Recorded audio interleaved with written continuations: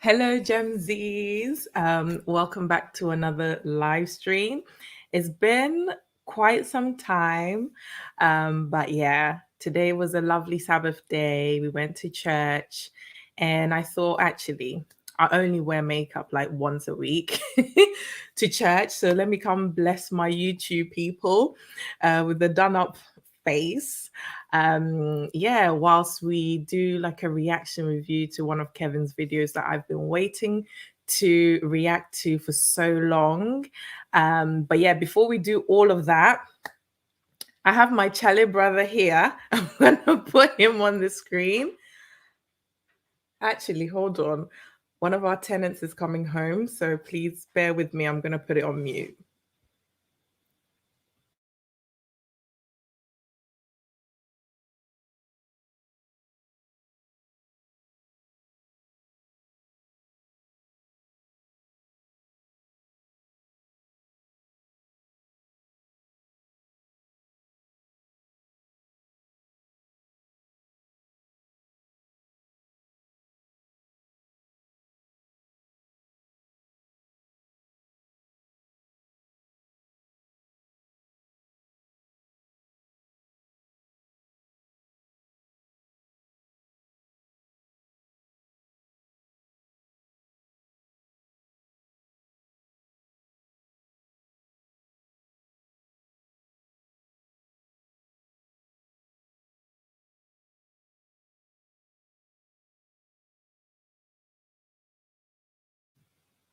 Yes, Jared, it's live.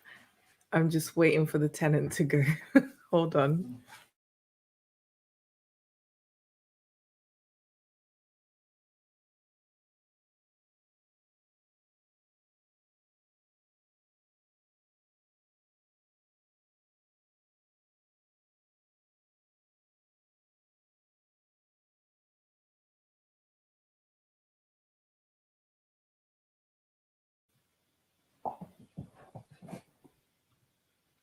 Hello.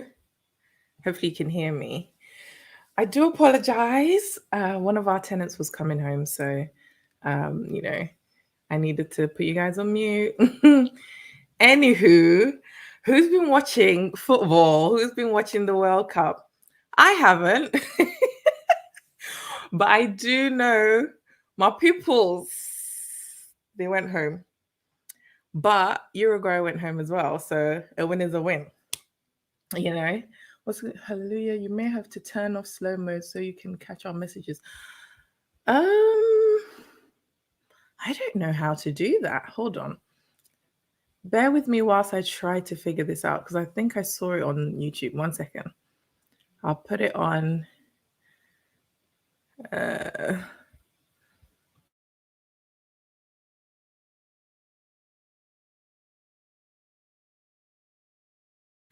Actually, I can unmute it whilst we do it together. I'm just going to go into YouTube to see because I think I saw a button. So what should I put it as, Jared? Because I think it's normally on 60 seconds. Should I put it on 10 seconds then? Hold on.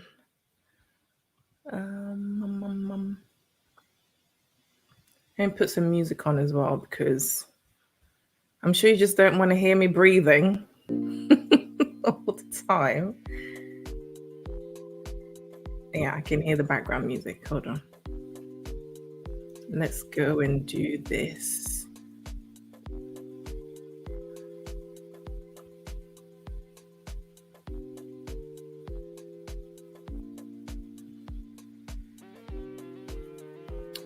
Nearly there. I'm just trying to get to the setup. Contents. Obviously, if you're here, hit that, like button, hit that subscribe button. We are ending the year with a big bang, isn't it? Come on. Okay. I'm in the live studio. I think I'll put it to 10 seconds because that's what I used to do. And I think today I just forgot. So the default is 60 seconds.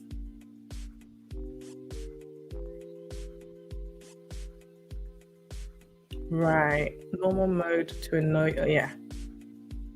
Let me pop it here. We're nearly there. On cancel. Just bear with me. I'm nearly there. Promise. Okay, there we go. Here we are. Come on, close this one. Edit.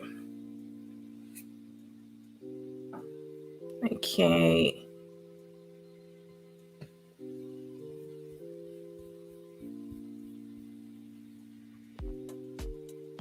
Customization. There we go. So I'm going to put it on 10 seconds because I think that's what it used to be, just so it doesn't pile up. Also, turn the slow mode off. How long do you want to do? I'll just put 10 seconds just so that it's not back to back. Okay. So let me close this one down. Anywho, I do apologize. Now, back to the comments. I'm going to pick up Jared's one shortly. But gracious greatness, my Ghanaian people. To be fair, yeah, I had a feeling we'd be going home. Not that I didn't have hope and faith in our peoples, but I think they've done great, So a win is a win. And although everyone wanted to blame Suarez, for back in the days, at the end of the day, we can't blame him for missing the penalty because he's not the one that took it. Last time it was at Samuel Jan. I think he was so preoccupied with the dance he was going to do after. He hit the bloody pole, And then, yeah. But I think this time it was AU, right? I don't know what happened with that one, but I think he just kicked into, the goalkeeper's hands. So it's like, do you know what? It's okay. But I think they did a great job. I didn't watch it to the detail, but I'm proud of them nonetheless. Yeah. Let's just pick up these comments and to say, yeah. Like mi bube. It's been a very long time, Jared. I've actually missed you very, very much. And I've been meaning to check in on you. So I do apologize, but I love that you're here. Appreciate you so much. And yes, this is live. I wasn't going to do a pre-recorded one. What's this? Thanks. I don't qualify as a child. Oh! They say I'm big and everybody does it. My response is that I'm... Oh, so where are you from then? Let me know where you're from. Congratulations for making it to December 2022. What a year it has been. Honestly, it's been such a huge year. Some things that have happened, it seemed like it was just yesterday, but when I actually look back, like at my notes, my journals, it was like beginning of the year. I hope you've all had a lovely year so far. I mean, the year isn't over yet. We're just on 3rd of December. So I'm wishing you, for a lovely end to the year. And I'm praying that your heart's desires, coupled up with lots of effort, God will grant that to you in the year to come. Yes, big up to Jared, honestly. Oh yeah, I've done that one. It's been a whirlwind. Oh, bless. Honestly, gosh, abundant respect to you. 100%. Has 3 prime. Oh yeah! All of that was this year, innit? Oh my God. Honestly, he was just ready to do that. That's all he was waiting to do. And then he just hit the poll. Honestly. Yes, the chat. Good, good, good. Great. So today's video, let me pop it on the screen, is this lovely lady. I don't know if you guys remember her. I remember catching just a bit of it because I don't know what I was up to around that time. But yeah, I caught only a couple of minutes of it, and I thought, actually, this will be a really good video to react to. But I haven't gotten around to doing it. And the month of November, I spent it on just easing myself back into Kevin's content because, you know, just making peace with his passing and just being really appreciative that his content is actually still there, that we can still make use of. I thought this particular video would be amazing for us to, you know, dissect, I suppose. Let's pick up this question. Is a mad thing for real? Gosh, honestly, these politicians, I don't see her as a feminist. Okay. I'm excited to see what this video is about, honestly. I remember it was circulating, but the contents of it, I don't quite remember. So I was like, you know what, let's just do it together. So without further ado, let's go. I'm going to pick up the comments like as and when. Let's go. So what do we got here?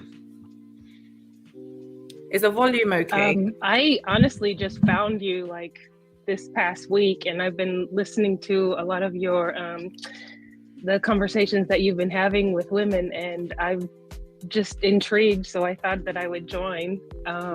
What do you find? What do you find intriguing? Huh? What do you find intriguing? Just the subjects and the things that you guys talk about, just in regard to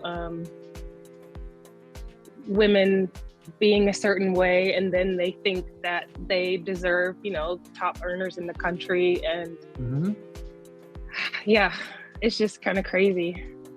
Well, so okay, you said you're single, no children, never been married. Correct. All right. What do you want, or what is it you've ever wanted with a man in your life?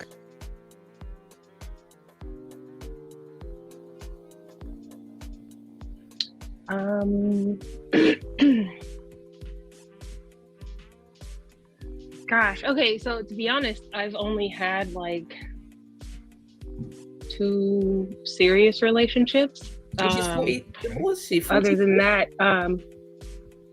I've dated, but it just college? I did not. Okay. What do you do for a living? I work in retail. Okay. As an associate? Yeah. Special. I mean, I've been listening to all of these things, and like, according to the ladies that call you and the conversations you have, like, I have nothing. I'm just gonna be honest, but I have been waiting. I've been a Christian. I became a Christian at 21, and I have been waiting in purity for basically 23 years to find someone. You've been waiting in what?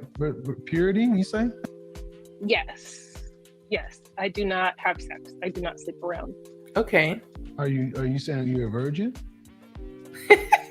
Born again, if you want to say it that way. How long has that been?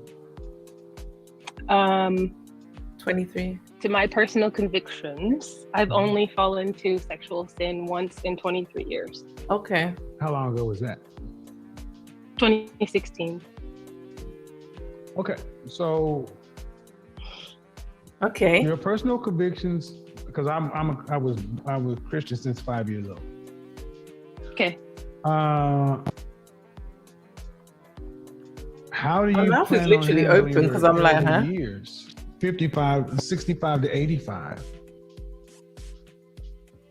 Because you won't have I do. Because at the point you won't have a husband, you won't have a family or children. Mm-hmm. You'll be too old to really work to make significant income. I don't know why Kevin's audio is poor. Then what? Or is it the quality of the video? I honestly don't know. I would like to be married, but I just not yet. When did you become a Christian? When I was 21. So I can tell you, man, I'm hearing things that make no sense to me. Yeah. How can you want to be married and you're a Christian? Mm-hmm. Where's the husband? Where's Adam? Eve? Well, because what I hear, let me be honest, what I hear a lot of times is women using God and Christianity as an excuse for their fear. Mm-hmm. Yeah. And why they didn't get out here. There's no way you're supposed to be single. Yeah. And you're saying I'm not having honestly sex. I haven't Hold on, let me see the original one. It's gonna 1 second.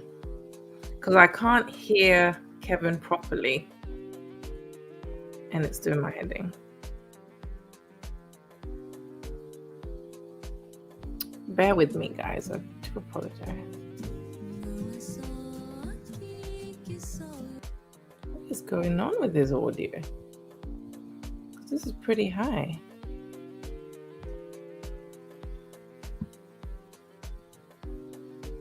I do apologize, guys. Just bear with me whilst I figure this out.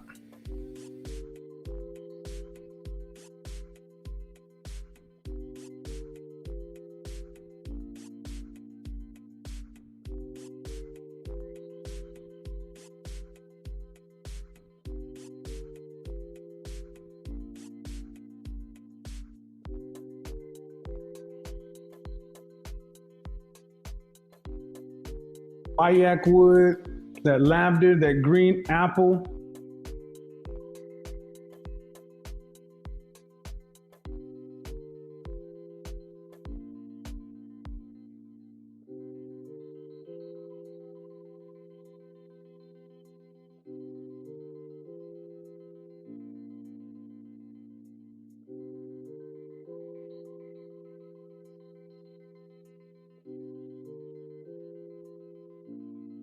Nicole, I'm going to unmute you.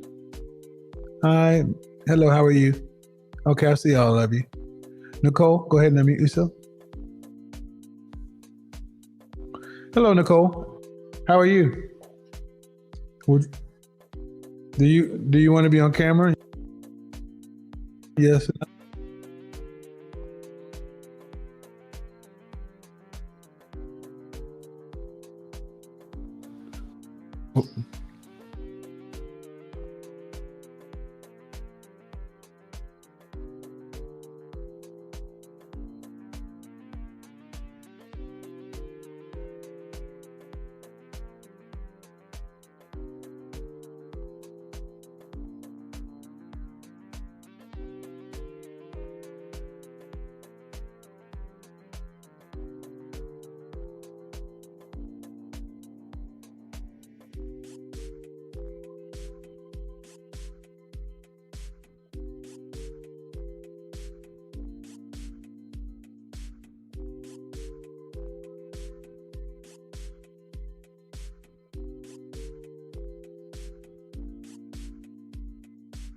Mary, what?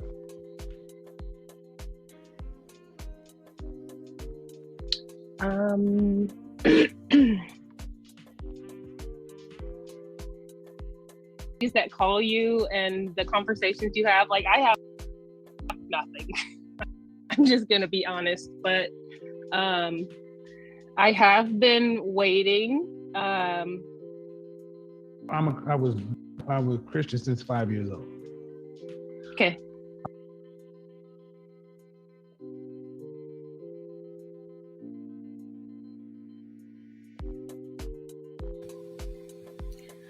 Hey guys, I'm so sorry.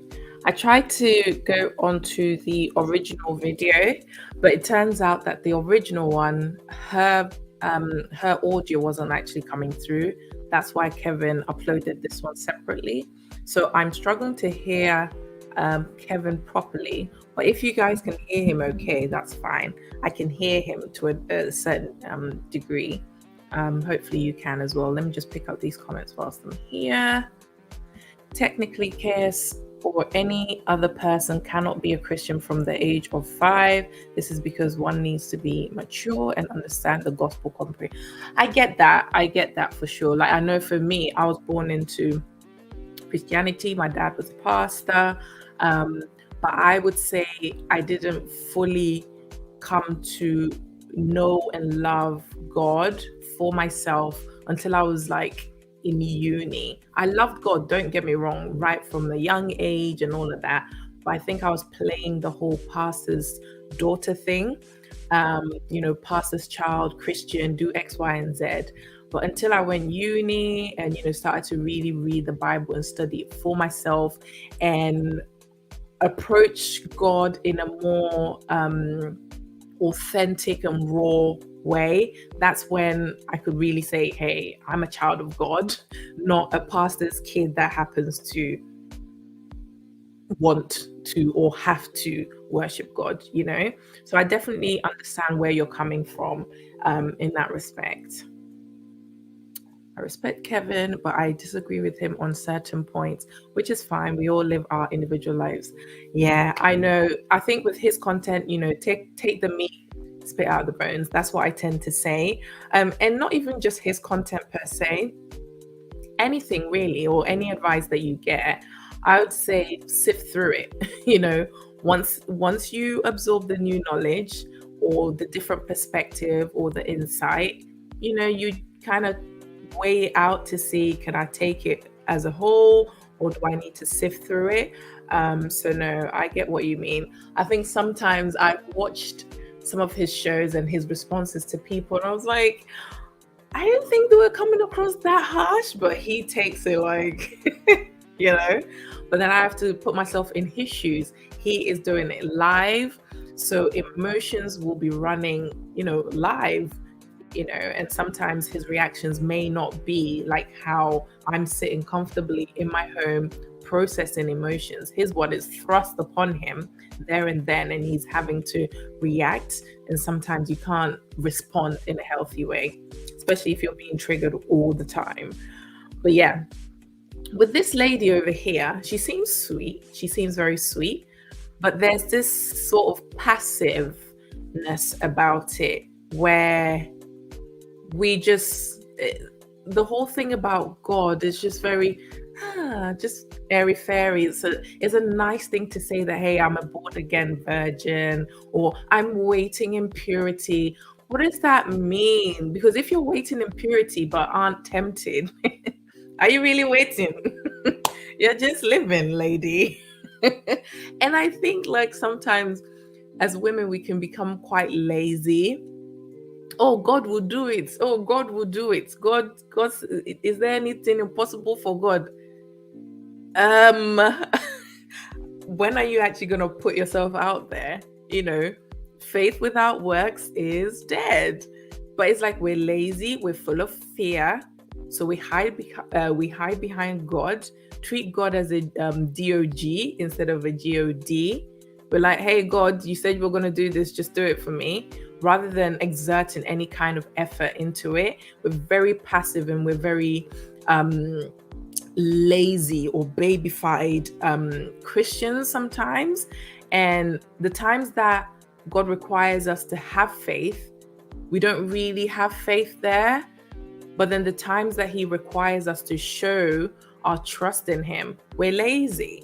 So she says she wants one thing, but she isn't moving like that, as if the man is just going to land on her lap. These are the women who are married to Jesus Christ. Meanwhile, Jesus Christ is somewhere. I don't know. It is airy fairy. It's like, oh, whimsical. I don't know. I don't think women like this are ready for marriage. I don't think they've, not even marriage, like relationships, they haven't grasped the concept of like exerting some kind of can-do spirit. It's very, I don't know. oh, this, and she's 43 or so. It's like, where's the oomph? I don't know. Even the conversation's so like, maybe this wasn't the right topic for me to pick, because when it gets late like this, I need the fire. I want fire, and it's like, eh. But we'll watch it. We'll see how it goes. See if we can get some points, and then we'll go from there. Because I know a lot of women who are in the church who want husbands, but then they're not moving like that. Like, God will do it. God will do it, and they're just wasting time. You know, I think they're wasting time. Anyway, let's keep going.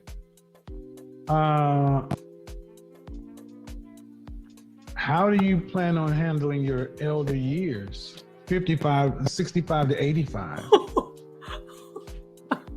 Oh, Jared, are you for real? You've watched it, haven't you? There won't be any fire. I don't know now. I want fire. Okay. Should we continue with this one? Jared, you know me. Do you think this is worth a reaction or review? Let me know. I'm asking you, Jared, because you're here. Or should I pick something else? Or better yet, do you have another one that you'd like me to react to? I know it's on the spot. Obviously, Kevin related. Should I continue? Okay. I should continue. Okay, we'll continue. I don't want peace. I want chaos. Okay. Honestly, because I want to shake women like this. Like, wake up. And maybe I'm gonna bring the fire. Oh, okay. Maybe I'll bring the fire. Yeah. And not fire as in, hey, I'm coming to burn her, but it's not even about her. It's just is it prototype or archetype? Yeah. Basically what she stands for. We're just using it as a case study because I know a lot of women fall into that category where we're just waiting for our husband, but it's a very passive stance to take, right? Yeah. So yes, shake them and wake them. We're bringing the fire, don't you worry. Okay, I'm gonna continue. Thanks, Jared. Appreciate you. You won't have This is the point. You won't have a husband. You won't have a family or children. Mm-hmm. You'll be too old to really work to make significant income. Mm-hmm. Then what? I honestly don't know. I would like to be married, but I just not yet. When did you become a Christian? When I was 21. So I can tell you, man, I'm hearing things that make no sense to me. How can you want to be married and you're a Christian? Mm-hmm. Where's the husband? Where's Adam, Eve? Well, because what I hear, let me be honest, what I hear a lot of times is women using God and Christianity as an excuse for their fear and why they didn't get out here. There's no way you're supposed to be single. Yeah. Right. Yeah. And you're saying I'm not having honestly, sex. I know. I haven't really put myself out there. Mm-hmm. People have found me, honestly. How have you had any therapy? Some I have, yeah. This isn't normal, man. It's simply not normal. This is not even normal human behavior. You can't tell me my first commandment in the Garden of Eden was to be what? Fruitful and multiply. Fruitful and multiply. To be, yeah. Okay, so now you're 43, so that's pretty much a wrap. Uh-oh. You think so? You know that. According to worldly statistics, but I think it's possible to be married and be happy. Ma'am, I don't care about this is what I'm talking about. They have so much faith for the impossible. The ones where, God needs to do, i.e. pull the baby out of thin air. But in order to using that same energy to become more inquisitive about how to be marriageable to begin with, they don't exert the energy there. They don't. It's all about, no, God will do this part and he will also do the impossible. What were you doing between that 21 and 43 other than closing up the cushion? You know, it's like an award. I've been purely virgin. I'm purely virgin. And so what? You still want to become a wife. You're not being what's it called, born again virgin, because you're trying to become a nun. You're trying to become a helpmate. So what are you doing in that process to become a helpmate? Are you just sitting there? Oh God. Okay. Am I gonna pick up? Yeah, we're gonna be doing the comments. Yeah, I'm gonna do comments in between because I know you guys are here. Peeps need to be intentional about things that they supposedly want. How are you gonna get food if you don't go out to the supermarket? Exactly. We say we want one thing, but we move so differently. That's cognitive dissonance, isn't it? Yes. We say we want this husband, but I think, as Kevin was saying, at the root of it all, it's a lot of fear. It's like she's in her shell. I want to just reach out in the screen and pull, pull something out of her, because it's like she seems like such a lovely woman, but there's just no oomph.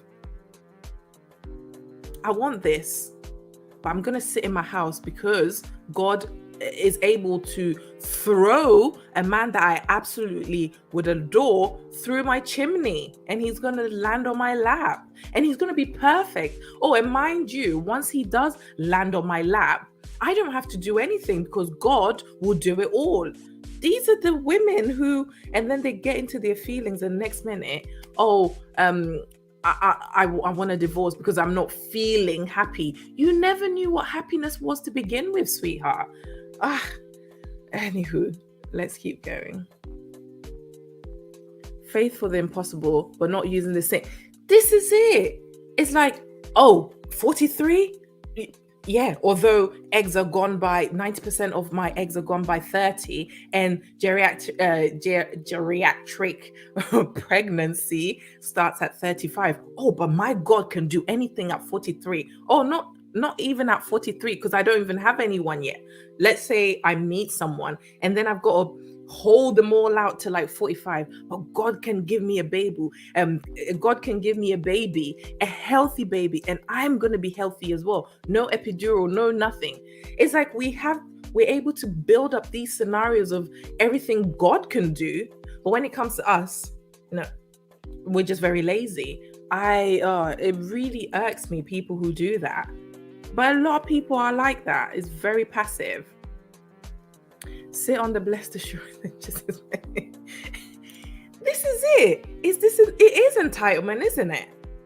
It's a very subtle, covert. Is it? Covert way of like, yeah, that is what it is.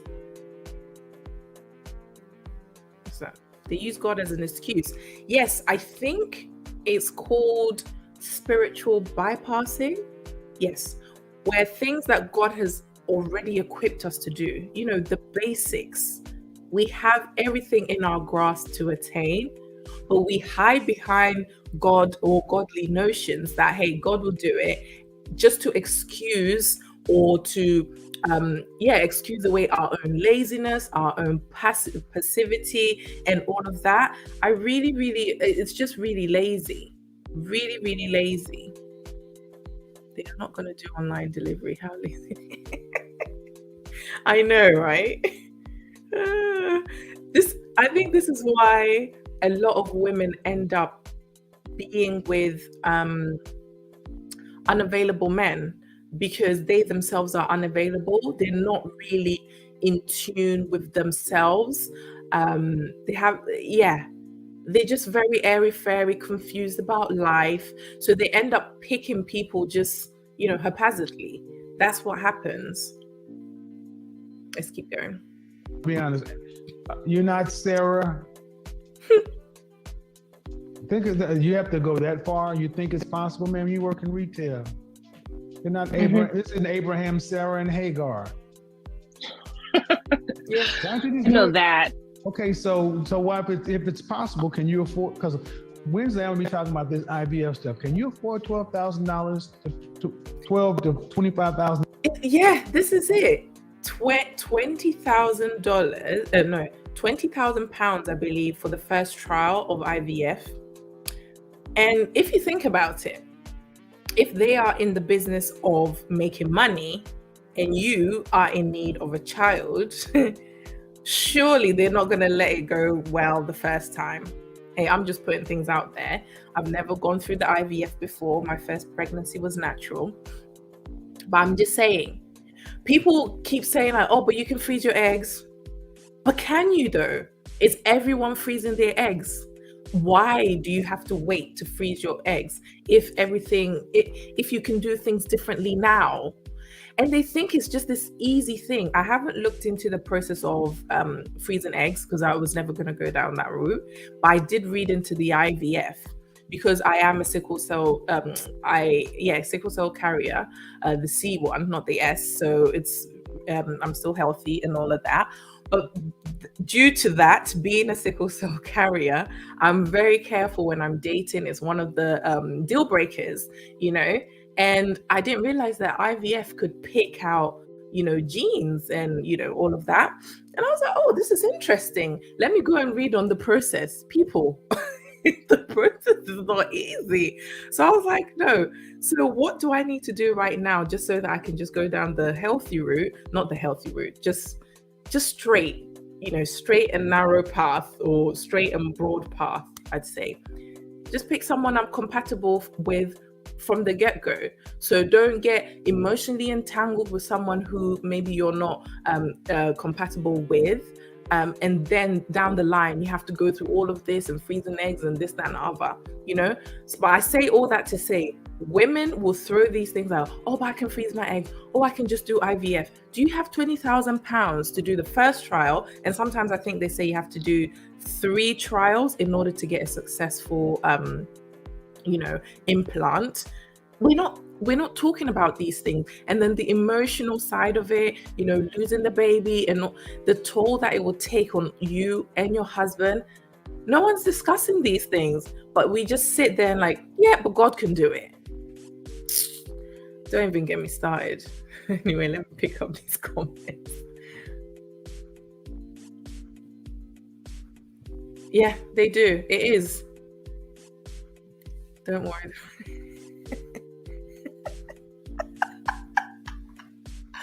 Honestly, but the thing is, when it's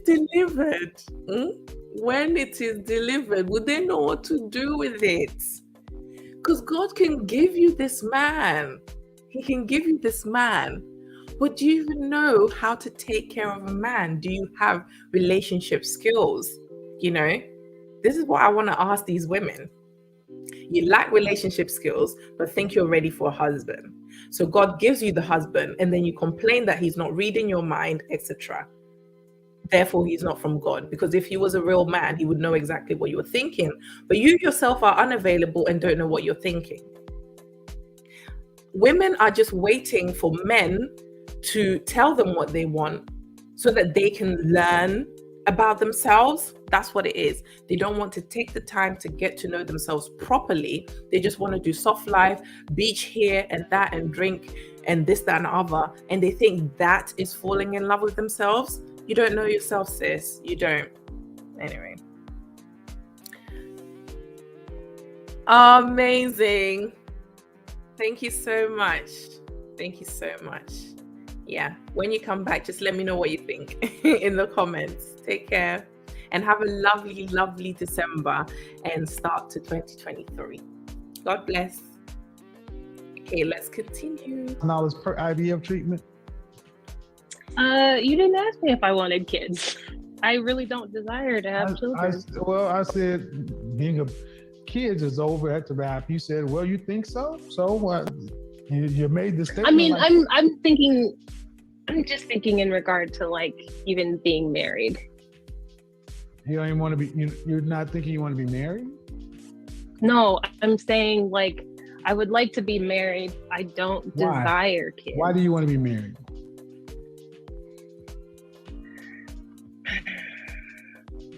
I think if I were to find my best friend, someone that's not what a husband's job is. Christian. I mean, kind of. My godparents are best friends. Christian. Hey, Christian. It's not what a husband's job is. That sounded like is it Caligula? I don't know. I'm butchering this name. I'm definitely saying it in the Ghanaian accent because that's how my dad used to say. He was one of the emperors, one of the Caesars. And it's from a movie we watched, The Robe. This is after Jesus Christ had died. Had risen. The robe that he wore. They did a whole movie about it. And the Caesar that was reigning at that time was called, is it Caligula or Canigula? I don't know, mate. But he was like, Christians. And that really reminded me of it. But anyway, yeah, let's keep going. Okay.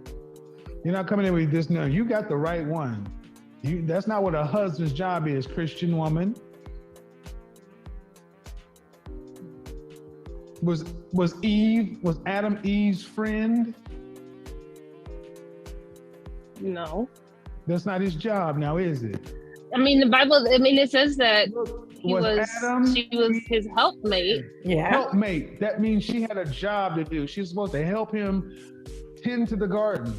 Mm-hmm. And what I'm trying to get you to understand is you said you in this position because you've this religious reason, but you're not living that religion. Yeah. This is it. It's as if, I'm a born again virgin and I'm celibate. It's like celibacy, abstinence, it's becoming this idol. This is what I'm seeing, or a fashion statement, or a nice thing to say that, hey, this is what I am. But in context, it's like, why are you doing it? Beside it being pure, blah, blah, blah. I think I did a reaction the other day where the other girl came in and was like, oh, Kevin, you don't talk about women like me, and we're like, so who are you? And it's like, oh, I just don't sleep around and I don't sleep with men, blah, blah, blah. Okay. Is it something to do with, relationship with God? And it was like, yeah. Meanwhile, hasn't been to church in a long time, isn't active at church. So it's like, for me, I don't see it as a badge of honor. It's just, I think, is it Luke 19? TD Jakes did a whole sermon on this, and I think he was talking about the unprofitable servant, where I can't remember the quotation, but it was something along the lines of, the parable where the workers had gone into the field, blah, blah, blah. I think it was something like that. But then the master basically just disregarded the things that they were meant to be doing. It wasn't like, well done, servant, for doing exactly what I told you to do. But I think women, they come in here with these things like, I'm this and I'm pure, this and this, that and the other, as if they want a pat on the back, but then everything else is still marred. You're moving around looking for a best mate. Meanwhile, you're meant to be a helpmate. You don't know what the man needs to be, but you've been waiting all this 23 years, still thinking the man hasn't arrived yet. But the thing is, you never knew what you were looking for to begin with, so you're wasting your own time. I don't know, it's a very bizarre. It hasn't it? It's become an idol. I think I might have to do a whole video on that. It's like this, I'm celibate, and then I had a hiccup, like 2 months ago, and the devil caught me. No, he didn't. You caught yourself. You little heathen. It is. It's such a fashion thing. Like, these 304s couldn't be me. It's like, shut up, because your mind is as messed up as the 304. Your brain is 304, mate. That's it. I have to do that. Celibacy has literally become an idol, because I don't think I've met any woman who has come, at least not on Kevin's show, who has talked about celibacy, abstinence, being a born again virgin, all of that stuff, or abstaining, who has said, it's because this is what God told me to do. I mean, when I didn't even say like, oh, I'm celibate, oh, I'm this.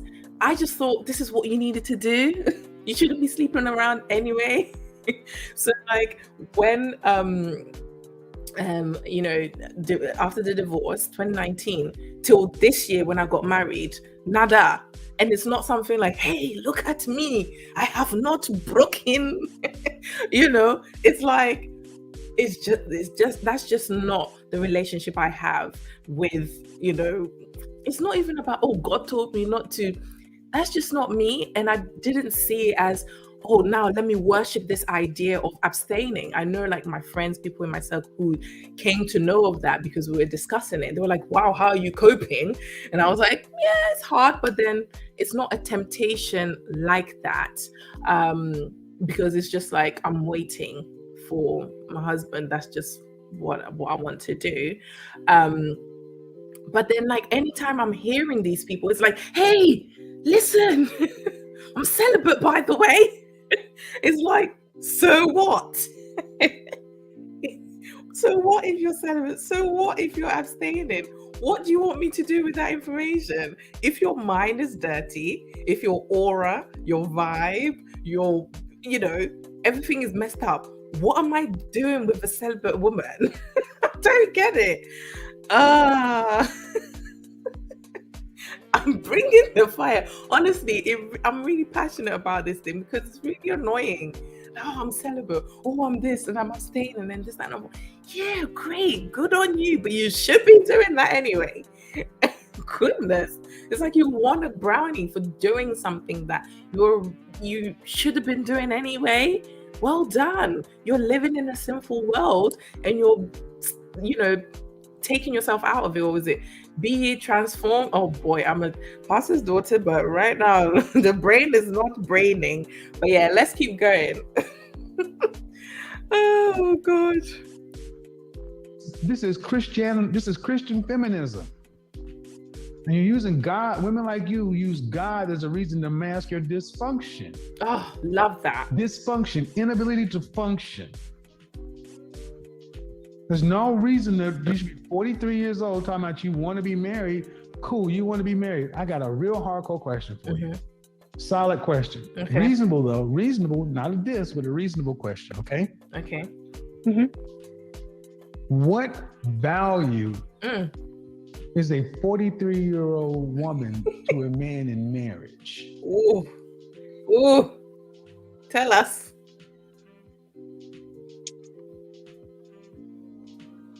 Crickets. I honestly don't know how to answer that because I've never really thought about it. You should though, because you say you want to be married. Cool. But you need a man. And what value and the reason that men typically marry is for legacy, offspring. Biologically, our creator made you more valuable for that 20 years ago. Within a certain amount of years, you will hit the change. So it won't be possible. They will require immaculate conception or divine intervention. Then at that point, what value is it to a man to marry a woman who cannot carry his child?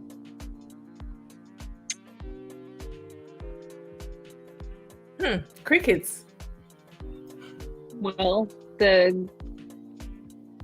someone has shown interest and he already has children. Okay. And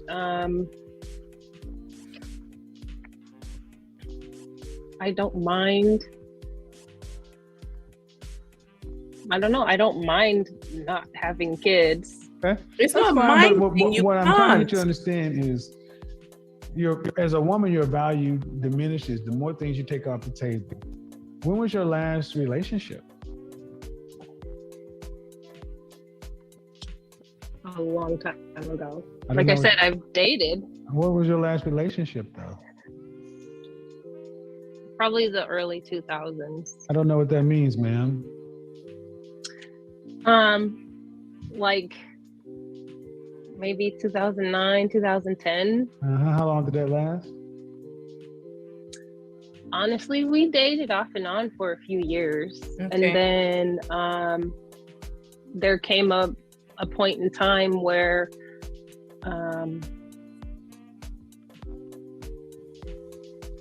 Ma'am, if I ask there you was just like a cross. if I ask you a question, it's 43 years old. I don't know. She's just like, it's like you're trying to draw blood from a stone. She seems so sweet, but at the same time, you ask a question, you want the pat answers, yeah, but it's like, gosh, how can this become a helpmate? Gosh. Oh, we lack so much relationship skills. Meanwhile, we waste so much time only using our born again virgin as a badge of honor. honor. You know, like, hey, although I lack relationship skills from 21 to 43, but guess what? I ain't let nobody hit it. So what? It's hard for me to have a conversation with you. It's hard for us to build anything because it's like, just get the words out, sweetheart. Anyway, although this is this woman, and I want to move it away from her as well.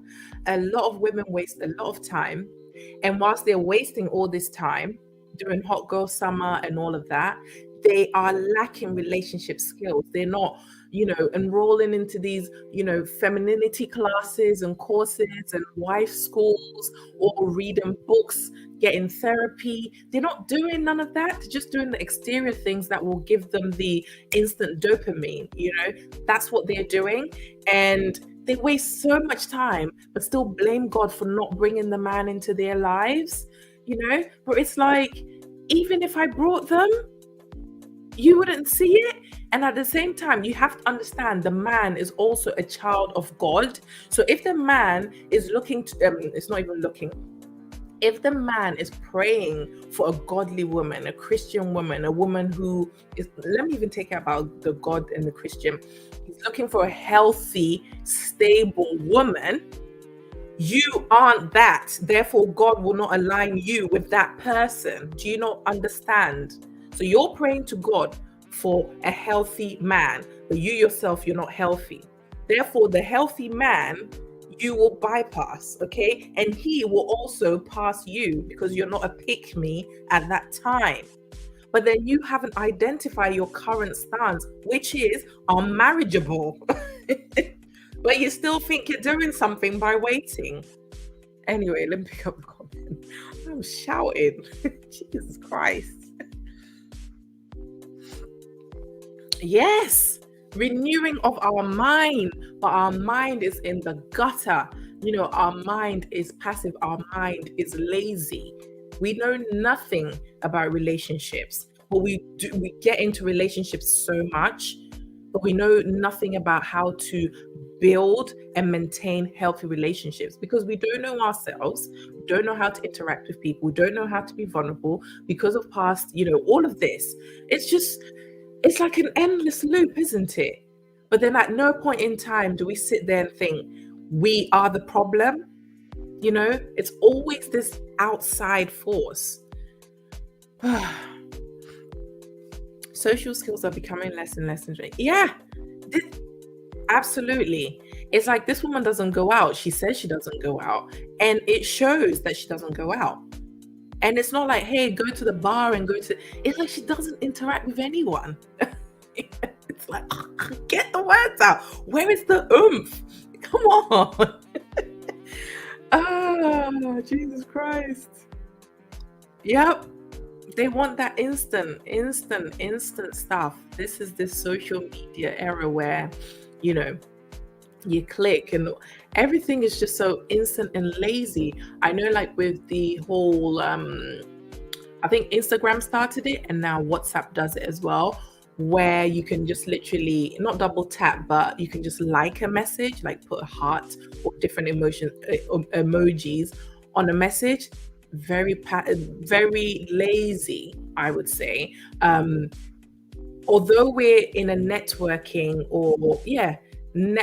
age, I find that it's making people a lot lazier and interacting less, I would say, because it's just easier to just double tap instead of just responding in a, you know, healthier way, sort of thing. Yeah. What was this? She's not a pick me. No, pass me. All that 23 years, that's such a waste. And this is it. Like, when we think about this year and how fast it has gone, like day in, day out, time is moving. So, why aren't women waking up and saying, hey, if I don't know the answer today and I'm not doing anything tomorrow to help me get that answer, what's going to make me get the thing that I said I want in the year in the years to come? It's like the brain is like, oh, that's too much brain power. God will do it. That's what we do. Bringing it. Bringing it. Thank you so much for being here, Jared. Honestly, you're making it so much fun for me, and you're helping my brain fire up as well, because this is a very slow conversation, but at the same time I knew that we'd be able to pick apart some things, because she definitely is an archetype. I saw that you mentioned that up there. Thank you so much. Of so many people, so many women in the church, very passive, very lazy, and exceptionally entitled, you know? Jesus. Thank you. Let's go. So, chronologically, that's your age. But from a relationship maturity standpoint, do you feel like a 43-year-old woman? No, I don't. How old do you? If you had to say what your relational age would be, how old do you think you would be? What age range? 18. Probably my 20s. You're in your teens. Or maybe you're in your 30s. teens. Yeah, teens. You think so? Yeah, you think so? Yeah, that's for a living. You're talking like a young lady, a teenage girl. If I didn't know you were 43 and I just had to read the transcript, you sound like a teenage girl. And you've been living, you haven't had a relationship, you're not sexually active.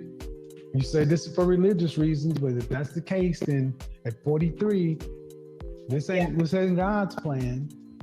This is your God's plan. You've had to actively make yourself unavailable. You've had to actively make yourself unavailable. This is it. A lot of women need to just get out of their own way. You know, we become our own stumbling block. You know, we're like, Lord, take away this obstacle, and then we disappear because we are the obstacle in our own way. You know, he ain't no enemy. There's no enemy of progress. It's you, sis. It's you. You're standing in your own way. Jesus. Now the milk is spoiled. Now you're to the point where you're talking. What did you say? The milk is spoiled? Yes, you're 43. That's really funny. Your eggs are dead, dying. Powder. Not funny. I'm not trying to be funny. I'm trying to get through to women like you. Recognize that y'all don't have time, man. Men married for a reason. You talking about you don't mind being but okay, you don't mind, but you don't even have any practice in being a stepmother. You ain't even been a girlfriend. Right. Yeah, and I think that's part of the reason why I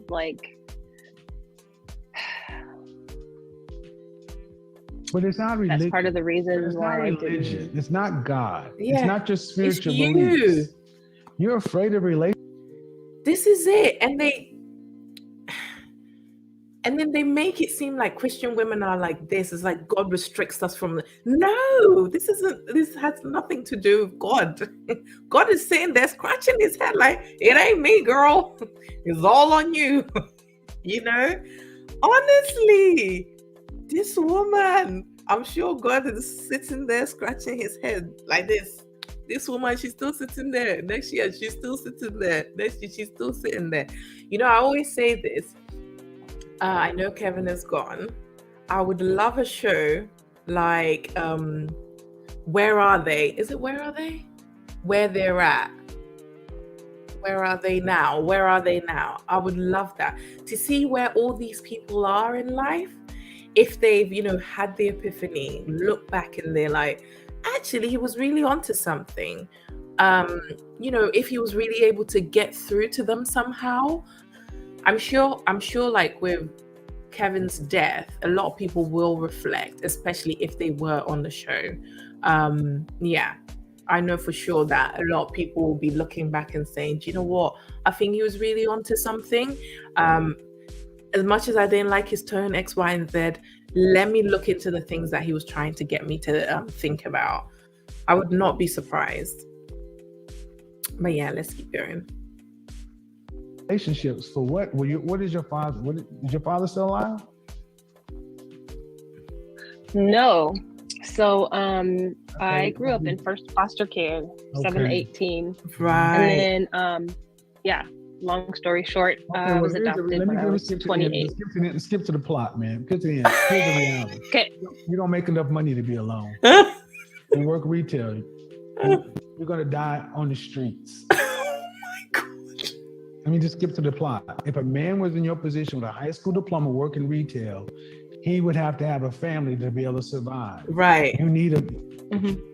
That's the bottom line. And you're starting to see more and more and more women turning out homeless, especially Black women, because y'all have learned how to work with a man.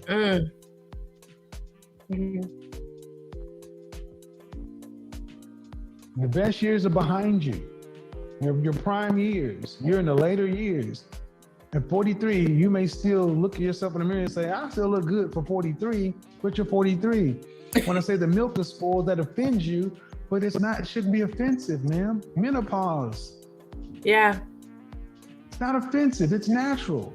But because women have not prioritized relationship until later in life, if at all, and they're not making the kind of money that they need to make to be independent and single, y'all are in a trick bag. Right.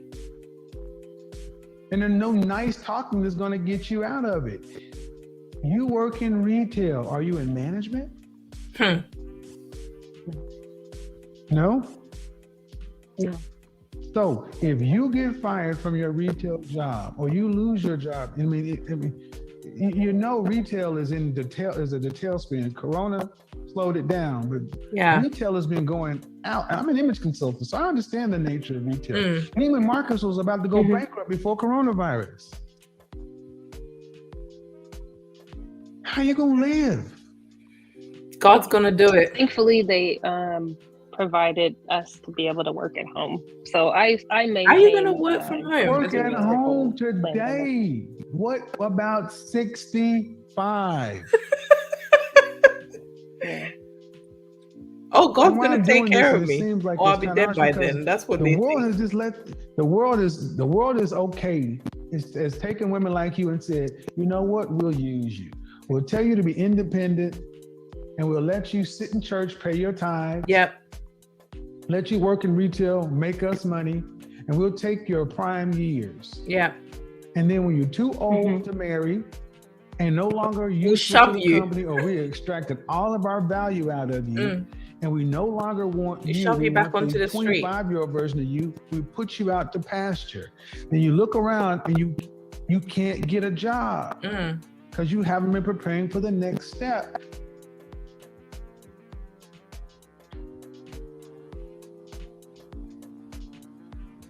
And it's hitting our community more than anything else because there is no way you should be single at 46 Right. years old. Our grandparents weren't, and the people before us were not.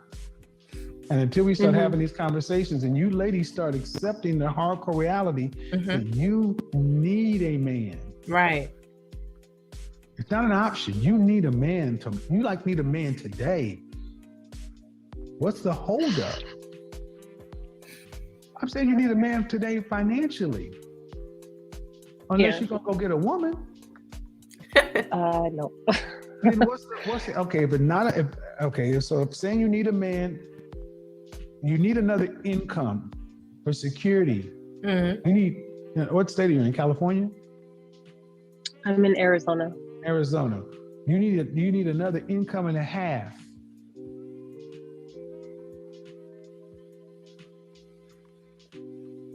It's just like nothing. And and my question to you, is this what kind of drew you to my content? This conversation that obviously you haven't had? And that's what I think is sad. I think it's okay. So I mean, what was interesting is like, I guess the mindset. I feel like I do empathize with her though, considering she came from, is it foster? She said she was in a foster home. You know, not knowing who your real parents is. Actually, she didn't mention that. If she's had that, if she's met with her parents, or she hasn't had that conversation or hasn't had that event just yet. Roaming around life aimlessly, depending on who the caregivers were and how the upbringing was, all of that will affect you. That's why therapy is so important, so you don't hold yourself back. And I always say that things that happen to us in life, as much as some of them not being our fault, it's on our lap nonetheless, and it's up to us to clean up that mess. If we nonetheless clean up the mess. Girl, poetry. Anywho, and it's late and my brain is fried, but you gotta give that one to me. That was a bar.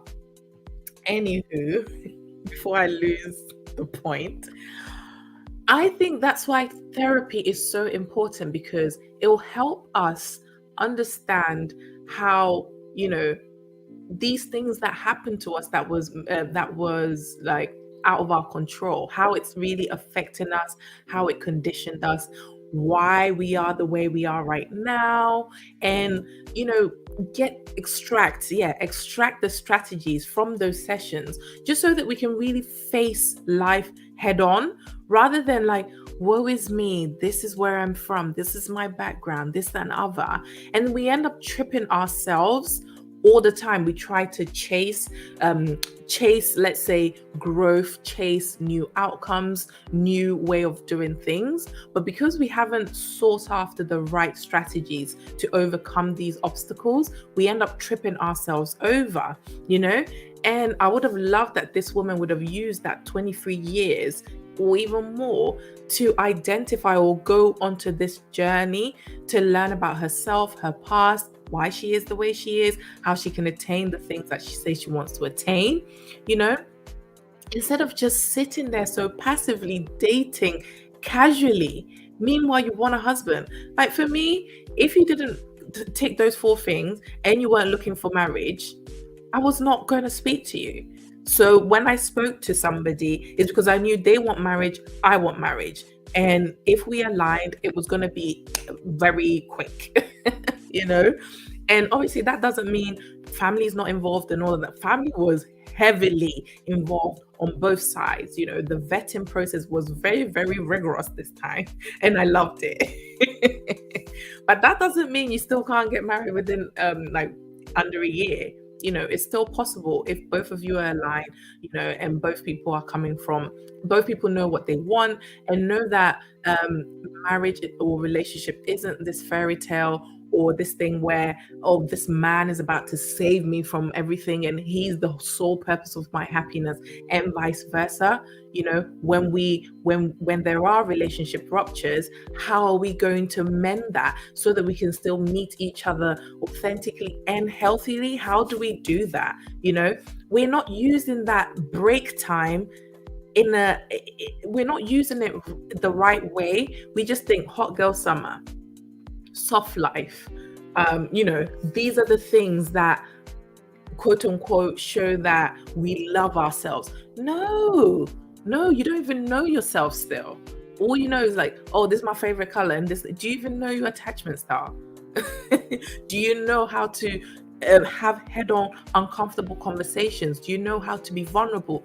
These are things that you can practice even in your singleness. I know I did, you know, and then go into the dating market and start practicing these things. This is what we have to do, not passively, or when the man comes, then, you know, things will just happen. Ugh. Anywho, let's see. Yes, we got the bars. Certainly a lesson is learned, and hallelujah, you have a new topic. Yes, celibacy has become the new. Yes, it needs to come up. You know, I tend to do like reaction videos. I haven't done a video where I'm just teaching, like how I used to do back in the days. So I'll have a look to see if I can find a video, if like maybe say a TikTok compilation, along the lines of celibacy, just so that it can make the conversation more enriched, you know, rather than it's like me teaching something. I find that that's the reason why I enjoy doing reactions and reviews, because different things will come up and then it just brings a lot more meat, you know, to the conversation. So I'm actually really excited to talk about this one, because I've been seeing it floating around so much. But then when I look at these women who are saying they're celibate, I look at the exterior and I'm just like, and what's coming out from their mouth, and I'm like, not sleeping with someone is the least of your worries, darling. Just let them bust the cheeks and work on your mind, okay? So that you can stop worrying us about, oh, I'm celibate, you know. You know, I'm just gonna put that out there. But I'm very much excited to talk about that topic. Yeah, really, really excited. Let's go. Have the mindset of a lot of, I've never said I want to be independent, I want this or that. There is some truth to you saying me being actively unavailable. Yeah. And I Man, I have sought how tall are counsel. you? I am 5'11". Oh wow, Okay. she's tall. You have to go out of your way to be in your situation. That's why I say actively, this is a choice. You're 5'11", almost 6 feet tall, and then saying I'm not sexually active. That puts so you can't be inconspicuous. You have a certain look. You have a model's height, so you've had opportunity. You might as well have been 5 foot tall and 400 pounds and ugly. Yes, this is it. It's nothing. I'm not joking. You might as well have been 5 No, foot. This is it. I don't know. Is this when? No, I don't see her as the type that's like, oh, I've already got the looks on lock, so I suppose I could bag anyone. I don't sense that from her. I think there's still a lot of innocence in her. She's just trapped in like when she was 18, 20s, very socially awkward or socially immature. Not immature. Hasn't matured socially. That's what I want to say, because I don't think she's immature. Oh, actually, it's probably the same thing. Yeah, I feel for her. I don't get the whole, oh, I'm independent, hear me roar. I just see her as a wounded woman on a search to, or should be on a search to truly find herself, find her voice, you know, and then go for the things that she says she wants, the outcomes that she says she wants, and stick to it, because I think it's very fleeting. Like it's just all over the place. I don't know. I can't take her seriously. Yes, the innocence in her is called arrested. Oh, I love that. Arrested development. That's it. It's like when it's just halted, right? It's just halted at a certain age. That's what that means, right? Kind of like, I think when I was studying about narcissism, I think the arrested development age is around 6. So these adults are trapped around that time. And I think that's probably what's happened with her and many others. A lot of women are big babies or brats. And oh, hello, Lenny. Nice to have you here. And yes, she does seem empty. It's like she doesn't talk to anyone, And I was just picturing her life. Like, I've woken up today, I've brushed my teeth, done my hair, done my skincare, gone to my retail job, folding, hanging clothes, come back home. 43 years. I mean, isn't that depressing? I know, Saturday nights, Sunday nights, maybe you can go out with your friends, drink. I don't know. For women, inherently, God has placed it in us to be helpmates. That's where the fulfillment lies. That's just what I believe. There's so much fulfillment in being a helpmate, being a mother, building something, building a home, a union that glorifies God. There's just something so beautiful and fulfilling about that. And if you're a woman, you're rolling your eyes, clearly you're not that marriageable woman, and you don't have a man, or you don't have a husband. So it's not you I'm talking about, my sister. You can continue to roll your eyes. But I'm talking about the women who have that inner desire. Because if you have that inner desire to actually be this to, your future husband, it will be so fulfilling once that jigsaw fits. It will be so fulfilling, honestly. And a lot of women, they don't know why they're doing what they're doing. At the same time, they have all this entitlement and like I deserve kind of behavior. No. But anyway, let's keep going. I get it. Is ugly for your outcomes, because your outcomes are what? You've not used any of it. You've actively avoided relationship. To whose benefit? Not necessarily. I have gone out and dated. I have liked people. And actually in 2016, that he wanted to be with me. But what did you do? He wanted this is it. It's like she can't say it. She can't say that I let him clap the cheese. She can't say it. This is when it's like, I don't know. It is that arrested development thing. You have to own your sins in order to repent from them. But it's like she can't even say it's like, oh, it didn't happen. It happened and you probably enjoyed it. It's okay to have enjoyed it, even though it was sin. Ask for forgiveness and God can give you the tools to actively abstain in a healthy way, not just stopping yourself from having sex, or sex. I don't know if I can even say that word. It's like a lot of people, gosh. It's like, oh, I had the hiccup. But at tennis, you enjoyed it. Oh, I'm actually dying, Anyway, do you know what? Let's just keep going because that one's going to let me go on a tangent. But you didn't want to marry him for what reason? He wanted a sexual relationship before marriage. Well, and okay, okay, man, but you had sex. I don't care. You got sex, okay? How long were y'all together?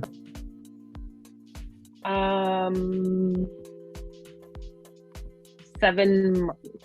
Okay. So he wanted sex before marriage, and you had sex.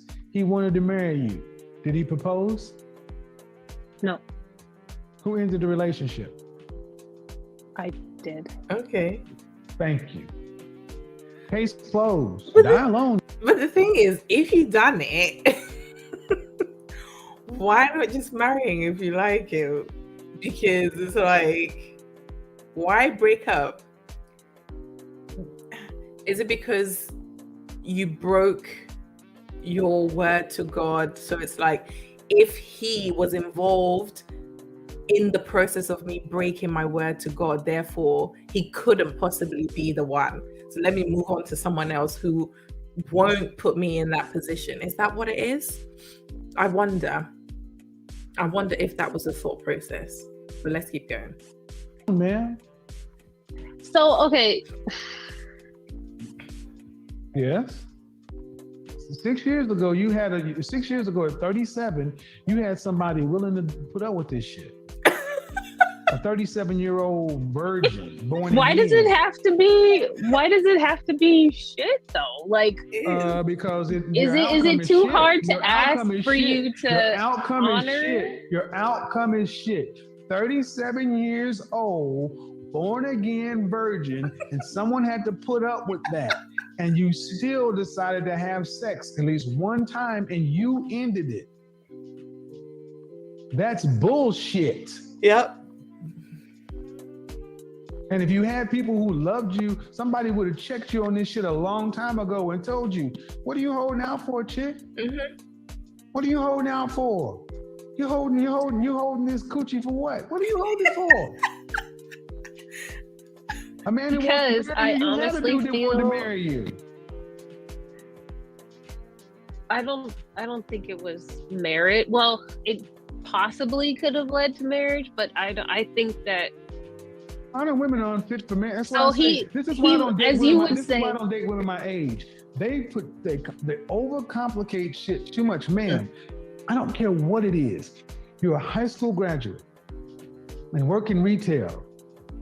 What kind of social leverage do you think you have? It was time for you to get off the fucking dating field 20 years ago. We're sitting here talking like you got lots of long options. It's like somebody to put up with this shit. It is shit. If I ran into you, like, how can you not love Kevin? Please, he sticks it on you, and I'm really praying that this woman will watch this back and be like, do you know what? He was really trying to light the fire in my bum. You know, like, wake up, woman. I really hope that it got through to her, because honestly, it's just so very fairy. You're 37 years old, and you told me, oh, I'm a born again virgin, I wait until marriage. I say, good luck with that. Bye. I'm not gonna marry you. I wouldn't wait for you. Yeah, that's that, and that is why I'm still single. No, you're single because you're single because you're jacked up. It's not the men, it's you. You have had more than a few. You have had more than a few suitable men into your life and try to get with you. But something is off here, man. I think that's all it is. They don't know what they're looking for, so therefore they're not picking the right people. And because they're just aimlessly in these dating situationships, whatever, the minute you tempt them to, dishonor their word to God, because one foot was already out anyway, it's like, that's a reason for me to flick you off anyway, And I think a lot of people in this, in her position, move around with biases. I think, is it confirmation bias, where you already have these preconceived conclusions or ideas of how something is, and your brain automatically goes on a hunt to prove those biases, to prove itself. So you believe that they were never good for you anyway, So the brain will constantly do that. Or maybe you fear commitment, or you don't fully trust them. So the brain will constantly go fishing, looking for ideas to confirm that fear that you already have. That's why I always say, ladies, we need to develop our curiosity, because that's how you learn how someone else's thought process works. Because we think we know something, but the truth of the matter is, the way we think, the way we process things, that's not how other people process things, especially men. Men, they process things totally different. So if you are not inquiring or showing curiosity into how they perceive things, just so that you can gain better clarity into, how to better understand and interact with them, and you keep interpreting their behavior or lack thereof as something else, you just end up, your fears or your insecurities, it just ends up going into like an endless loop. And then you become this self-fulfilling prophecy where you sabotage everything. And then you go back to square one, thinking that they were the problem, but in fact, you were the problem all along, or you contributed to that problem. So without addressing your part to play in that issue or in that incident, you're just going to pick another person, in a different body, basically the same type of person but in a different body. That's what you're going to pick. Let's see.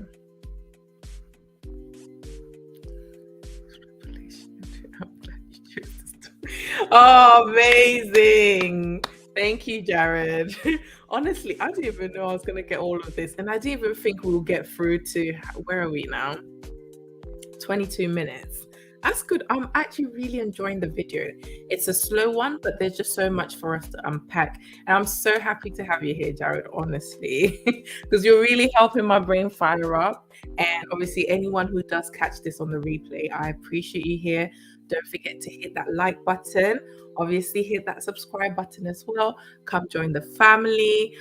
What do I do on here? If you read at the bottom, we're creating a generation of marriageable women. Yes, we are looking for healthy pick-me's, okay? Healthy pick-me's. Get out of the dating scene. You need to come in and then get out. Get the things that you say you want, and then start building these, marriages, unions to glorify God. If you're not a Christian, then hey, do what you gotta do. But yeah, that's what we're doing here. And what better way to do it than speak about a Christian woman who is deciding to be a born-again virgin, okay? So yeah, let's keep going. That's okay, but you can't make it the men's problem. You can't say, well, it's my spiritual beliefs. If your spiritual beliefs, then why'd you fuck them the first time? Oh. God wasn't looking that day? Yeah, he did. See, it's always our fault, no matter what. When they run their lives into ditches, and you're looking up and you're 60 years old and you remember this phone call, it's always our fault. Man, you have had plenty of opportunities. I didn't say it was his fault. Men's fault. So why did she think she's single? This is why I say, at the end of the day, independence, equality, feminism movement is giving women the opportunity to fail. Ma'am, if you were a man in the same position, working retail, 43 years old, what would they call you? A bum.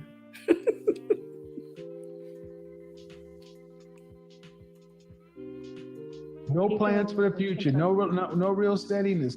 Life is about people and relationships, ma'am. And your relationship with God is one thing, but God did not tell us to not be fruitful and multiply. Right. We're supposed to be together. And it says it's not good for man to be alone. That's why I asked, have you had therapy? Because something's off. And at the end of the day, ma'am, you're 43. You got less years in front of you than behind you. Lord. You're supposed to be teaching younger women how to do this stuff. And this is why I say, when I sit down with women, y'all gotta stop listening to women in their late 30s and 40s because they are just confused as hell. And they're out here actively trying to date the same men that you're dating. Yep. My show represents the first real time where women had to actually sit down and listen to the reality of what's going on. That's why we love you, Kevin. And I ask, what are you waiting for? Mr. Right? Oh. She's thinking.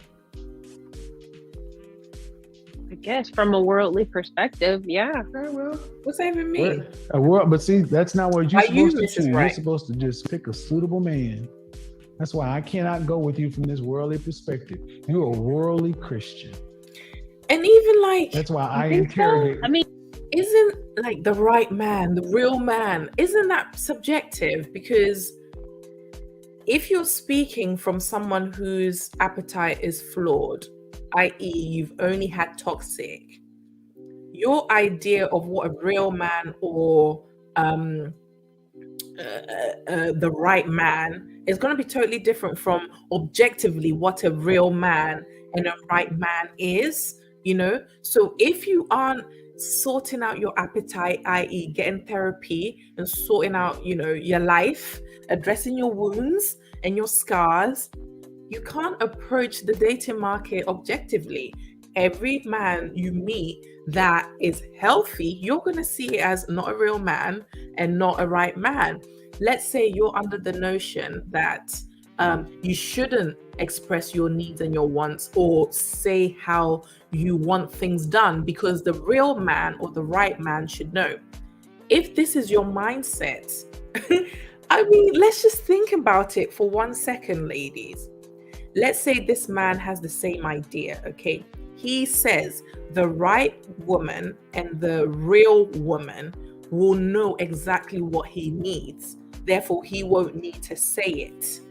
Do you know how much pressure, you know, that's like him pedestalizing you. It's like you are the answer to all his suffering or all his questions. But then think about you sitting there right now. Are you an answer to someone's prayer? What do you know how to read their mind? Do you know how to be these things that, you know, just like at a flick of a button? Do you know how to be these things? But then again, you will put this out there into the world that, hey, the right man will do X, Y, and Z. Now, with what the scenario that I brought up, if you think about it like that, I'm not going to teach a man how to treat me. I'm not going to pour, I'm not going to let him know my needs and my wants. He should know if he's the right one. You're not going to get far in life because human beings, we are complicated because of our upbringings, because of our conditionings, because of the way we're wired, you know? So you will have to do some opening of your mouth.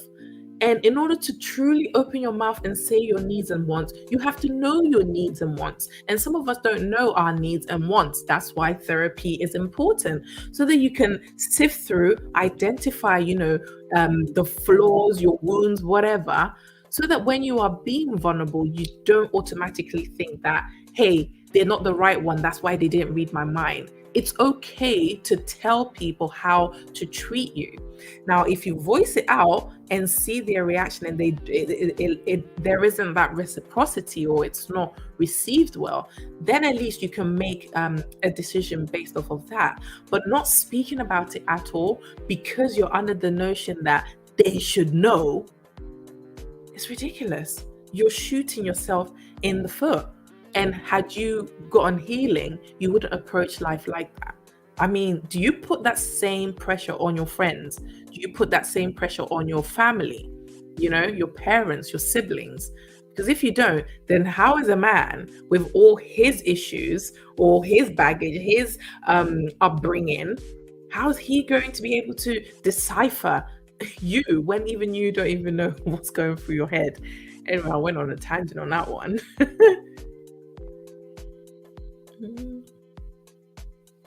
Hit the nail on the head, the right man. There's no This is it. there isn't this one special thing there. That's why I'm saying that they look for emotionally unavailable men or unavailable people, because they have an idea of what they think this real man, this right man is. So anything, if you do, you're not the right one, you're not the real one, you know? And it's like, but is objectively, is that really true? You know? What's this one? I wonder why therapists have a hard time in relationship. I think because they're processing all of this too much. I think is that like information overload, and also taking on other people's issues, problems, and all of that, because you can sometimes become the God, so to speak. You think you have all the answers, but the truth of the matter is, just because you have the answers or the tools to help other people doesn't mean that when you're in your relationship, you shouldn't approach it with curiosity. That was such a mouthful, and it's getting late, and Jemima starts to talk gibberish around this time. So help me, guys. Stick with me. I think that's what's happening with therapists. I mean, obviously not all of them. We're just talking about generally. I think if a therapist would struggle in a relationship, it's due to those things. But I'm open to hear what you think as well. Relationships are complicated, especially when you're approaching it thinking you know it all. You know, as much as you've learned everything from the books and this, that, and other, human psychology, you were still going to have to ask questions to help you understand your partner more. That's what I think. Oh, thank you. Honestly, I hope I'm able to continue, so I'm bringing the momentum. Thank you. Let's keep it going. Ma'am, I've been doing this a long time. I do know you. I do know you. I certainly do know you. Yep. I got about 8 broadcasts on Christian Feminist. I do know you. Short haircut and all. Yep, I grew up with you. Short haircut and all. I know what y'all look like, taste like, smell like, move like. I know everything about you. You don't get to be this way, and it's God's plan. You've had to actively take yourself out of consideration. Yeah. Whatever your reasons are, you still actively took yourself out of consideration. Yeah.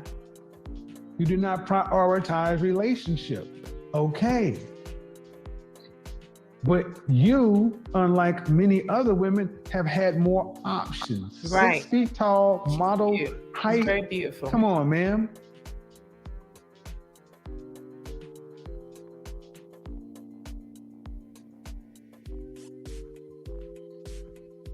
Has it frozen? It ain't about God. And ain't nothing. Where is Mr. Right in the King James Bible? The New Living Version. Where is Mr. Right anywhere in the text? Anywhere. Old Testament, New Testament. Which chapter? Which verse? It's in Proverbs, Psalms, Matthew, Mark, what? Revelations? Are you talking about just like Mr. Right? Maintaining you're waiting for Mr. Right. Where is he? Oh. Where is the text referring to? Wait for Mr. Right.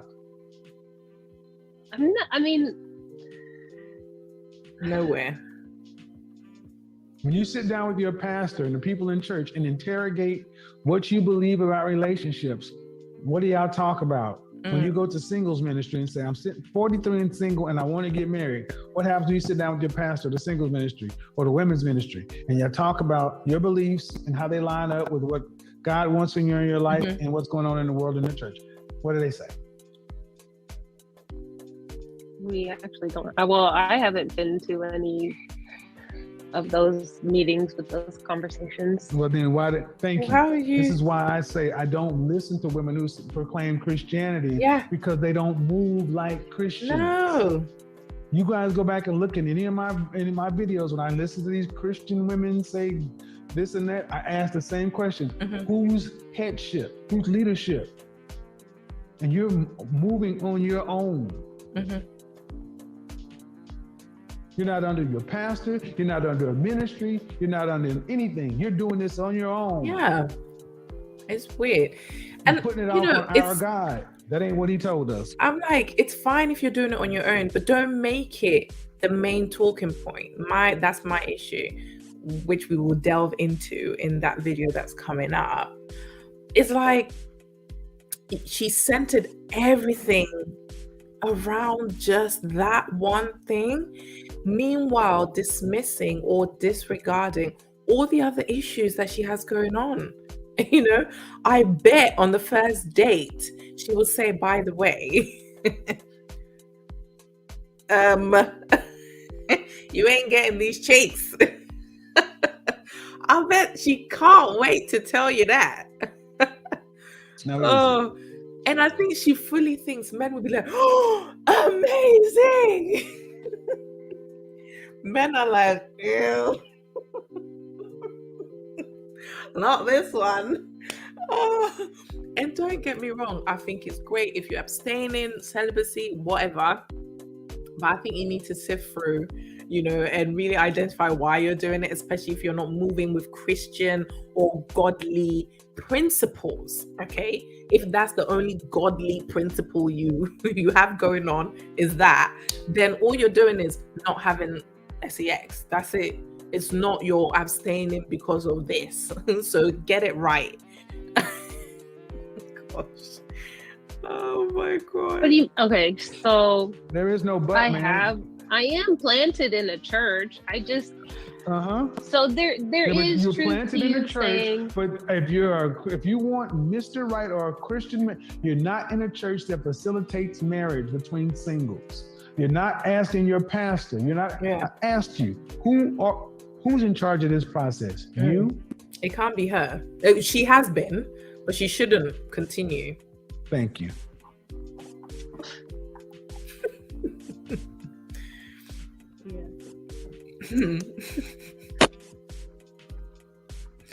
She's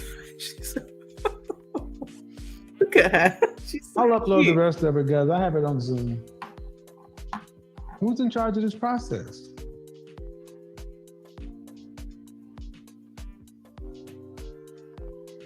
I guess I'd have to say that I've been in charge of the process. Right. So, and that's why I said you're in charge of the process. So this is it. Like, we lack structure, we lack evaluation. We don't say, hey, this is the year, this is what I did, and this was the outcome. These are the goals that I wanted, but look where I am now. What do I need to do next year so that I can attain these goals? We don't have that conversation. Why? Because we are fearful. You know, we don't know, you know, we lack direction. We don't know what to do in order to get the things that we want. But at the same time, we're lazy about finding out. You know, we lack you know what I mean, innit? Inquisitive. I can't talk. Let's keep going. Jared, you know what I'm on about, innit? Let's go. How can you be waiting for Mr. Right and say you're putting this off on born again virgin or whatever when you're in charge of this? This is why I'm going to interrogate Sierra's prayer. This is going to, okay, so you guys didn't hear part of this. I'm going to upload this when I talk about Sierra's prayer in the standalone video, because this happens too often in our community. When women just sit around, oh, I'm going to be a born again virgin. Right. Okay. Where's the husband that's supposed to come along with your virgin, your born again virgin status? Where's the relationship? Where's that at? Right.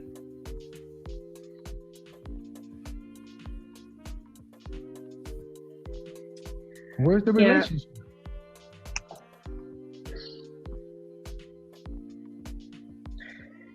Yeah. So in order for relationships to happen, we have to choose to make them happen. Right. Oftentimes when women do what you're doing, y'all do this out of fear. But do you feel safe? Safe by myself, or like safe? Yeah. Do you feel secure in life? Alone working retail. Yeah, if I really think about it, I am okay.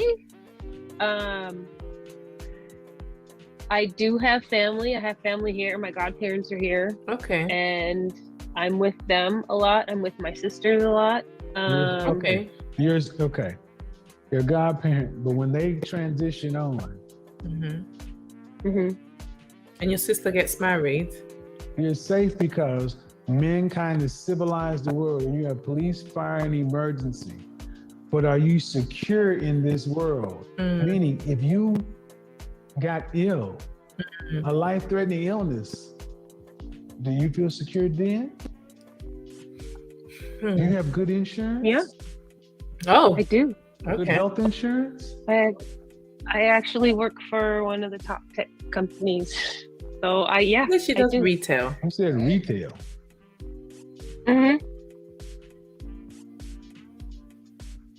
Okay. So you could survive a cancer diagnosis financially. Yes. Okay. On retail. Yeah. Okay. Okay. I believe you. We have great benefits. You don't, or you do? I'll just say I believe you. Do you own your own home? I don't. Okay. Are you in an apartment? I am in a house. I am renting. Okay. Do you know what your medical deductible is? Like for the year, or like every time I go to the doctor? I don't go to the doctor. I mean, I'm very healthy. I'm a cancer survivor, ma'am. I'm a cancer survivor, and I'm yeah. I just don't know. I work retail. I just don't know many retail people who have great medical benefits. I'm sorry, I just don't. I just don't know. The company provides a lot of resources. $500,000 worth of $500,000 medical bill. Okay. Major surgery, chemotherapy. No, ma'am, not retail. No. Well, okay. So I don't know about that, but I know. That's what I'm have saying. needed. My point is, you don't know, and you have to, because you have what I would consider to be false security. Right. Your godparents. And God. They're older than you. Your sisters. Are your sisters married? Do they have kids? My little brother just got married. No. I am actually the oldest. So are you earning more than 6 figures? I'm sorry? Are you earning more than $100,000 annually? No. Okay. $70,000? No. $50,000? Oh. Yes. $60,000? No. Arizona, Tucson, Scottsdale? Yeah, that area. You're broke. Paycheck to paycheck. $60,000 Tucson, Scottsdale, but the cost of living is about 130% of the national average. $60,000. I thought she was in like the hundreds. In Houston or Dallas. It's paycheck to paycheck. It's paycheck to paycheck. But this is like no savings. She seems like the type who's like, this is enough for me. But I think it's only because she's thinking about the now. It's enough for me right now. I don't have to crack my brain to think about, what life will be in the next years to come. But the thing is, if this was the mindset in the 20s, clearly because it's that mindset, it's ingrained in her. Every year, that's exactly how she would think, thinking that that's the right way to think. Therefore, had she not spoken to Kevin today, not today, but I mean in this video, which was how many years? 8 months ago, to inject new perspective, new knowledge into her head, she would repeat the same mindset or the same practices till whenever, you know. So I'm hoping that after this conversation is really going to be that fire to get her to do something, you know. I don't know, or move differently at least. But yeah, that's why I'm so grateful that Kevin was who he was and had the platform that he had, and dedicated his life to doing what he did. Absolutely love it. Now, unless you get some sort of inheritance or whatever, it's not living money, man. Mm-hmm. How much money do you think you'd need to survive between 65 and 85? That's almost $2 million cash. Mm-hmm. You can't save that. You have to invest your way to that. She looks like she's thinking And women about feel it. secure because no one's trying to boop them in the head and take their sandwiches. Right.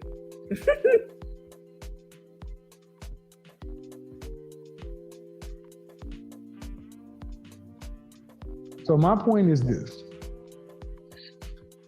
Relationships, especially, I'm pushing harder because you said you're a Christian. Mm-hmm. Mm-hmm. Mm-hmm. And I don't understand how this lines up with us as Christians. Yeah. You're supposed to be in a relationship. That's a woman's purpose on the planet. Mm. Yeah. Is it not? In our faith tradition, what is your purpose?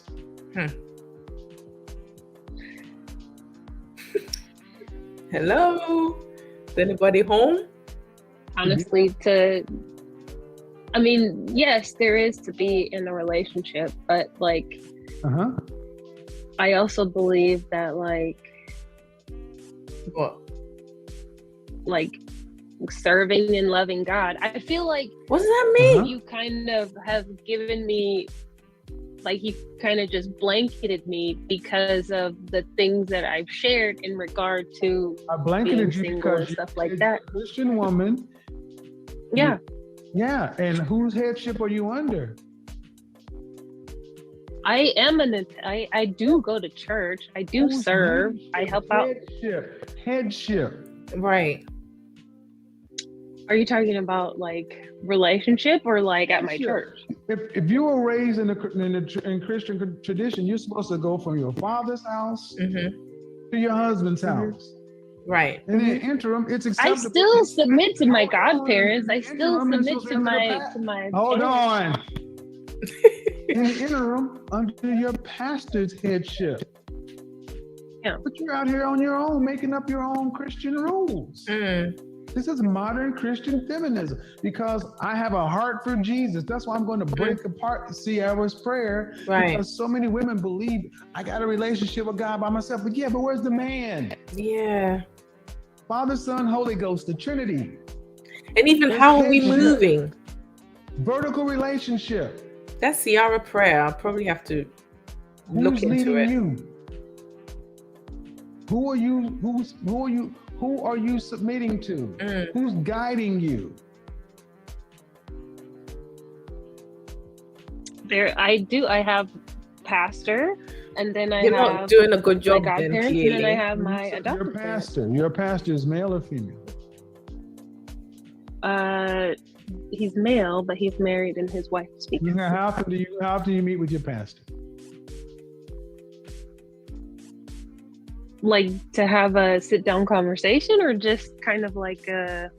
You said I'm asking you. I'm asking you. You said I'm asking how you meet your pastor. Well, like to meet and like talk to them about things, I hardly ever. Mm-hmm. So how is it? You said you're under the leadership of your pastor, but a man, how are you going to be under the leadership and you don't talk to him? Because I'm going to ask you the next question. You're a 43-year-old single woman who you haven't even talked to your pastor about it. Bless her. You're not special. Wow. You're just another Christian feminist. How can I dissect this stuff? It's like she's crippled by her. Yeah. Because this is what's infected the church. In one breath, you say, I'm under the headship of my pastor. When did you meet him? I don't talk to him. What? So I do, there are a few pastors in the church. There is one head pastor, and I talk to one of the pastors pretty much every time I serve, which is a few times a month. Talking about what? Okay. But yeah, I mean, I have accountability in my life, if that's what you mean. Oh, I'm asking you, where's the relational accountability? Yeah. Who's helping you sort out the relationships with a man? See, the fact that I'm even having to explain this to you as a Christian woman is very disconcerting. Yeah. So women are just supposed to be just floating through the village, individual by themselves, just making olive oil and bread and living in their own hut, right? just got a heart for Jesus, heart for God. Married We're supposed to be in Bethlehem, just doing our thing. Yeah, you're supposed to. Where the single women live in those days, huh? They're usually cared. I mean, in those days, they're usually cared so for. cute. By the church. Huh? Where'd they live?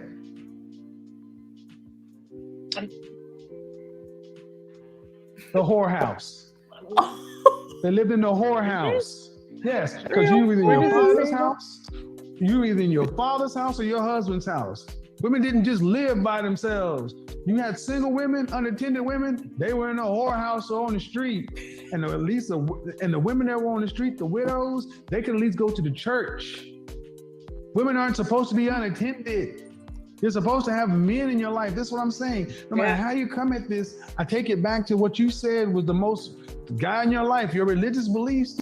I'm sorry, this is bullshit. Yeah. It's very fluffy. You're living a faith lie.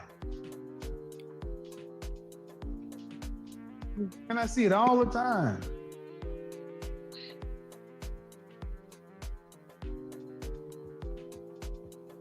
Not supposed to talk about it, but man.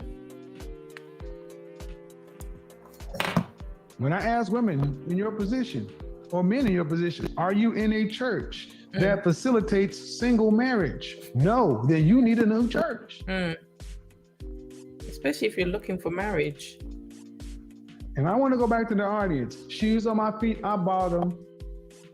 Car I'm driving, I bought it. Rock I'm rocking, I bought it. It's only because they make money that they feel like they're independent. That's what this long conversation is to show. Yeah. The reason so many pastors don't like me is because I point out the fact that they're not helping their single female parishioners couple. Yeah. Do you tithe? I do. Goddamn right you do. 10%? Yep. Yeah, of course you do. Why? What's wrong with that?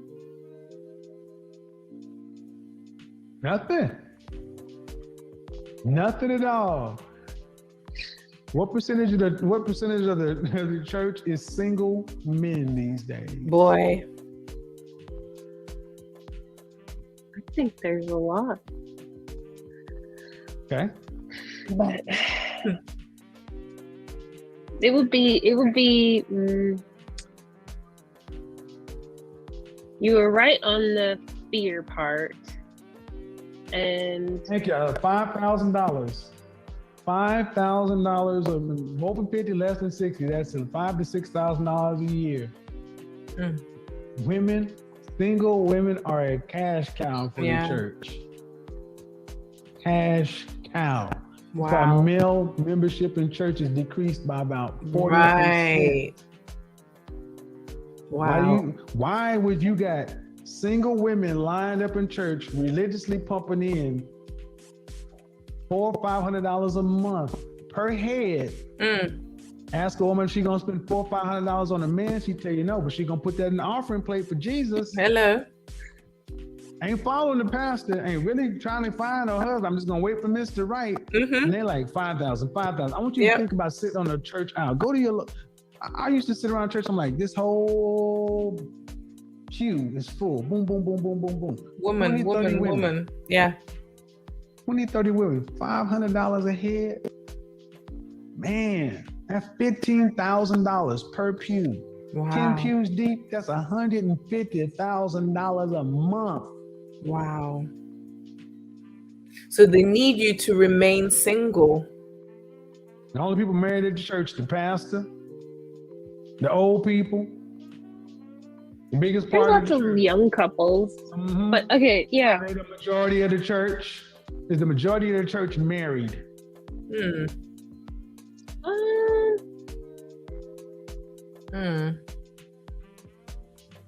I'd say, well, from what I've realized, yeah, it's very slow. there are a lot of married people at my church. I think she's got a lot on her mind. And what is the singles ministry like?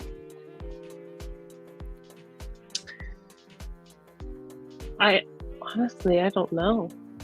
You can't make this shit up, people. You can't make this stuff up, people. You cannot make it up. Can't make it up.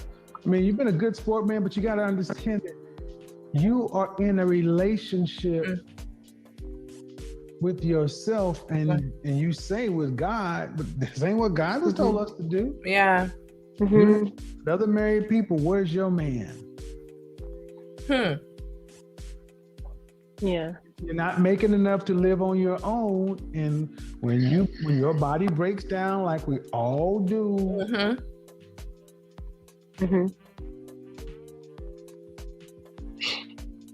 oh, she's crying. This is not going to be good. We don't make enough money to be single.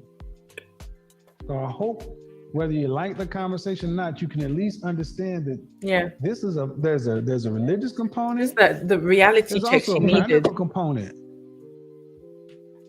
You don't make enough money to be like this. Yeah. And that's why my show is effective, man, because I ask questions that people aren't willing to ask. Absolutely. Not to just be a dick, but because... Oh, it's about to end? I don't want to say it because I'm already probably in enough deep water. If you guys want to hear the first part of this, I'll go to Zoom and I'll clip the first part and upload it as a standalone video. No, ma'am, you're okay. Everything's okay, but I want to... Oh, wow. Wow. I actually really appreciate that video, you know. I'm glad. Oh, battery. I'm not going to change it because it's quite late anyway. I thoroughly enjoyed it. Jared, good on you for letting us stick through this. I thoroughly enjoyed it, and I think a lot of gems came out of it. I learned a lot. I think most of the time when I'm reviewing or reacting to these videos, I learn as well because I'm constantly processing the information, sifting through it and seeing, analyzing, and the new thoughts are coming in, this, that, and the other. And it's nice to also hear your thoughts as well because it helps my brain work even more. But yeah, I enjoyed it. I hope you did too. Jared, thank you so much for sticking with me. Anyone who does catch this video on the replay, let me know if you enjoyed it, any questions, tips, just what you learned from it as well, what we can learn from you. Please do share it in the comment section as well. Because as I said, we're building that generation of marriageable women. So anything to help the ladies, please let us know down below. But yeah, until next time, let me go find my countdown. Where are we? Here we go. Until next time, take care and God bless. Bye-bye.